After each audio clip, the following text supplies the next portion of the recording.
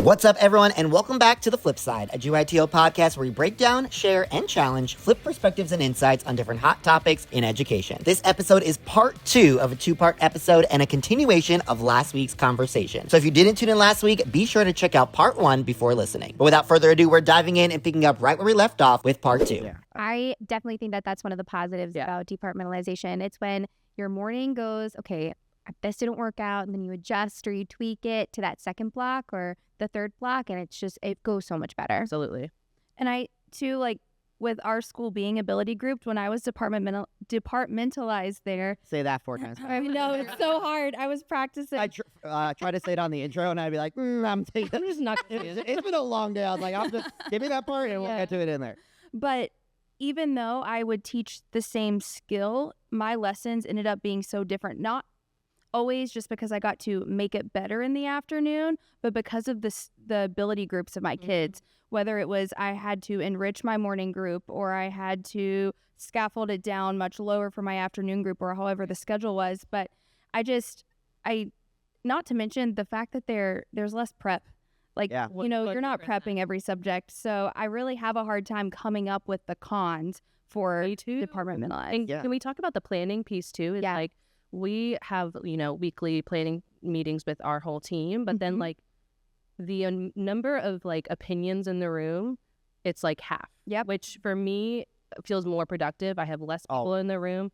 We have less opinions. We have less distractions, and we are just like cranking it out, getting work done. You know, rather than there being 8 of us in a PLC meeting, there's 3 or 4. Yeah. The most effective PLCs I've seen either in my own schools or even schools that we work with or visit have always been when they were departmentalized. Yeah, in that content. Yeah. It's the only thing they're focusing on, and they're like, how can we just crush this, kill it, as we kind of move forward. So I love that you kind of brought that up. And as a coach, I definitely agree. When I have my really small groups in my room, I'm able to cater to them and what needs they need rather than the whole grade level in front of me. Right. It's a lot better. Yeah. Quick needs assessment. There. So many pros. So many pros. That was one reason why at Gear Teach On National Conference, we created specific tracks that was just 360 LA, 3-6 math, because there's so many schools that are going into being departmentalized that are like, we just want to really focus on this, and just the benefit of that and the outcome of them saying, I want 3 days of ELA, I want 3 days of math, because they get to hone in, be an expert on that content, and based on what I've seen, it moves kids like never before because you are an expert in that content. So you know what you're teaching. Obviously, your 2 blocks look different all the time. It's never going to be a copy and paste at all. But it also gives you the opportunity, if it didn't go as well as you wanted the first half of the day, I know what to fix for the second half of the day, which I loved that part of being departmentalized. Like, okay, that did not work here, and I can like shift it, and now I'm like, killed it this time, and then I know where to pick up tomorrow with the first group where I was like, this is what went well. So it's that opportunity that you don't often have as a teacher to kind of go back, let me redo that, refresh. You get that with being departmentalized. Yeah. Now, what advice would you have? Obviously, it's not up to the teachers necessarily. If they're going to departmentalize, they'll have to convince admin, coaches. We have all in the room here represented. What advice would you give to teachers that you're like, wow, this actually sounds good? Now, first of all, we're talking about upper elementary as we're talking about this. I have seen schools that have done it in primary grade levels, and I know there's research supporting both ways of that. And there's pros and cons to that as well. I think they do need a foundation of being with one teacher, building those schools there. But then again, I saw one school and a second grade team did it, and they were literally crushing it. My school used to be second through fifth. Yeah, and they were preparing them for third grade, and I was like, oh, that kind of changed my mindset on that. Because I saw it work as they were going there. Now, it looks a little different. It's a little longer blocks. It's less middle school-like. Less transitions. Correct, less transitions and what that looks like. I've seen schools where the teachers switch in the room instead of the kids rotating because they're like, they can't handle that. All those things there. What advice would you have for teachers that are like, wow, I've heard about this. I really want to be an expert in content area. First of all, there are schools doing it, so you could find that. But if they were going to bring this up, this is a good time of the school year. The school year is coming to an end, and talk about, hey, for next year, we would love to try this. What advice would you have for them to kind of approach that conversation with their admin coaches, what that would look like? Yeah. I would say it's really important to make sure you have multiple people on board because it cannot just be a one-man show. And if you're trying to convince a grade level team of 4 people, so 3 other people, including yourself, that we should give it a go, you better have them pretty heavy on your side because you're going to be carrying all of that weight, and it's going to be October of the following year. And if your admin approves this and lets you do this, you're going to be miserable because they are not ready to, split the duties and carry the weight that they need to carry. I would say if you're trying to convince your admin team of it, with anything that you come to your admin team with, no matter what the problem is, come to them with like a solution in mind. Yeah. Like, here's what I'm thinking. Here's for us, when we were pitching it, we said, okay, here's what the schedule would look like based on our schedule this past year. Here are the blocks. Here's the time. When a team comes to this, it's my favorite thing. Yeah. Where do I sign? Like, okay. When my questions are answered. Yeah, like as an administrator, I love do all that back work because it'll pay off. And we even said, like, here's where our special ed students will get their services. Here's where our L students could be pulled from. Like, you just thought through all possible scenarios of what this would look like. And of course, our whole team was on board. So when you're pitching it to your teammates, it's like, let's talk about all these amazing pros of like less subjects to plan for. Like, send them this podcast.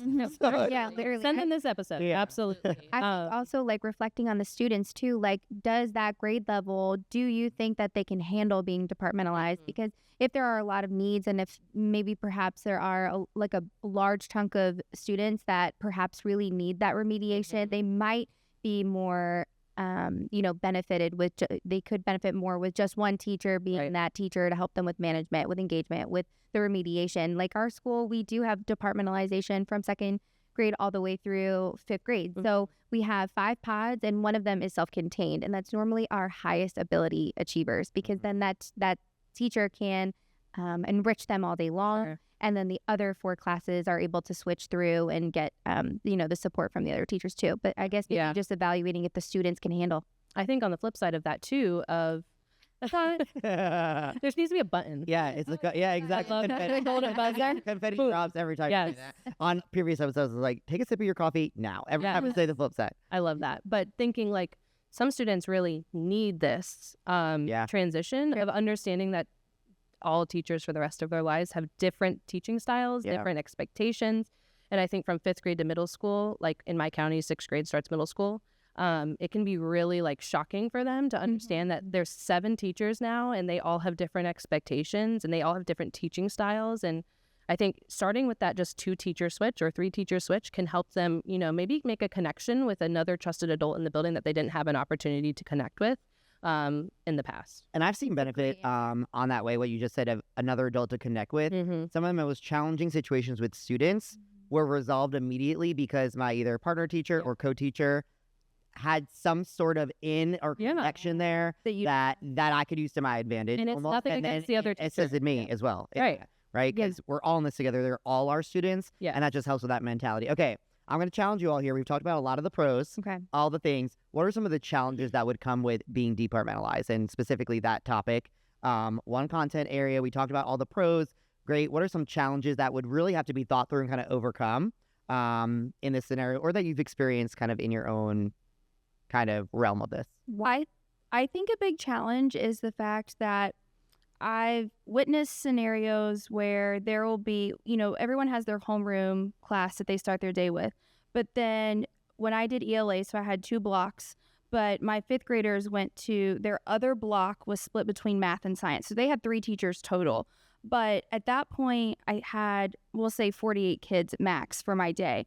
All 48 of those kids were my kids. Yeah. It wasn't just my homeroom class was my group of kids. There are a lot of teachers that their homeroom class is their kids, but it was Miss Roberts's homeroom class. No, all 48 of those kids are all, I don't know, what's the other multiple of that? I can't math right now, but all of your blocks are all kids. Yeah. But I just hate when teachers don't put their all into every cohort that they teach. Yeah, and I think that also is a challenge of that same mindset. Now, instead of just 30 conferences and 30 students to keep track of, now I have 60. That would have to be my student count. If it's 3, and that can be overwhelming. That now in this conference situation, they're going to want to know about both content areas. We're going to have to divide and conquer this to make it happen. And I think that's why it's so important, what Montana said earlier, having that strong team and support on that journey is only going to be more helpful, because you can work together, collaborate, feel each other, help each other out with that of different things like that. But obviously, when you do that, you are now responsible for more students. More students. That comes with more parent phone calls, more conferences, more paperwork, all the things as you kind of more grading each time. And I think one of the cons that could happen with that you were just explaining is if one teacher is more communicative with the parents than the other teacher, because then the students will come in and be like, well, my parents said that they talked to so-and-so, but they didn't talk to me. Or the parents can be like, why is the other teacher only communicating with me? Like, what I mean? Like, there's definitely some differences in the way that it's like parenting where you have to be on the same page. That is a must when you're departmentalized. It's not like middle school or high school. That is very much separate blocks, right? This is not like that at all. There's still elementary school students. You're still a team. It is a us mentality, and you do have to be on the same page on a lot of things. That's a really good point. Yeah, I'd be so interested to hear how other departmentalized teams did the conferences. I mean, me and my team teacher, we sit down together, and for her homeroom, I write detailed notes of what she can share with the families in her conferences, and if they want to reach out to me to set up a time, they can. But we really do focus our conferences in the fall with our homeroom, and then in the spring we can alternate and do the other side and share notes. So you're still providing that input. We're still providing that input. She's presenting it there, and then if there's an issue, they contact you directly. And when it comes to behavioral things, me and her are both seeing those same behavioral things in classes. So I'm it's fine if you just share that, right? And I'll share it for my homeroom. And then I think the other challenge or con about departmentalizing is you've really got to have your classroom management down.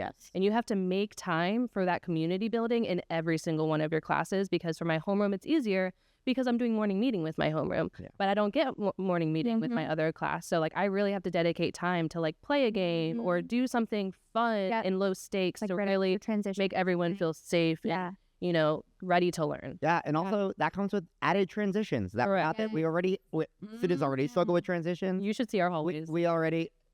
Is that a good or a bad? It's just funny. It's a work in progress. It is. Is that face? We literally wrote a PTA grant for our PTA to ask them to buy these Dollar Tree baskets. Because they had notebook, they had folders and their material folders. I limited them to one folder, their iPad, their pencil pouch, but then it's they have headphones. Oh, they have books that they want to read in the other class. So now they're walking, which is just next door. They're walking with all this stuff. So we got every single one of them a plastic Dollar Tree basket that they hold, and you just bring it and slide it in the desk. So we keep the desk and they just slide it in. And I keep their notebooks in a crate in my organization is a whole nother piece. Logistics and supplies and materials and make sure all things that become challenging as we go. Classroom organization was my first biggest battle, but it was my first year teaching too, so I just thought it was a part of the game, which it always is.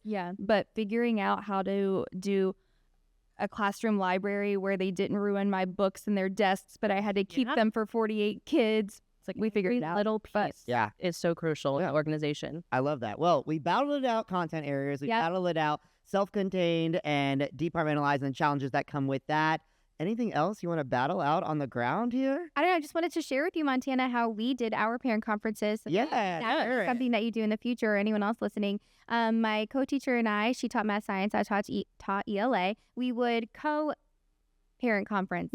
But we would make it a student data chat. So we would prepare the student on their data, and then we would have the student speak about their data, but then the teacher and I would speak about their behavior. So it's almost like the student was well aware of what their data was. They talked the academics piece, but then we were the ones that were just. But you both attended every single conference. Everyone. But you didn't have to talk as much. Right. Yes, we didn't have to talk as much. Put it on the student. And then the parent felt like we were the academic team for the child. I love that. And everyone was on the same page. Yeah, I love that. That's great. Well, thank you all so much for joining us. Another great conversation. We love having you here. We want to hear from you. What did you relate to? Who did you relate to? What do you want more to know about? Let us know either on social media or in the YouTube comments. You can watch The Flip Side every Monday. Let them know where you can follow you. One more time before we go, Montana. Teaching and uplifting. Teaching and uplifting. 2 Tampa coaches. 2 Tampa coaches. Give it one more time for Montana, Christi, and Bri. We loved having you here. Make sure you tune into a new episode of The Flip Side every Monday. You can watch on YouTube or listen on your favorite streaming platform. But until then, we will catch you on the flip side. Bye, guys. Have a great week.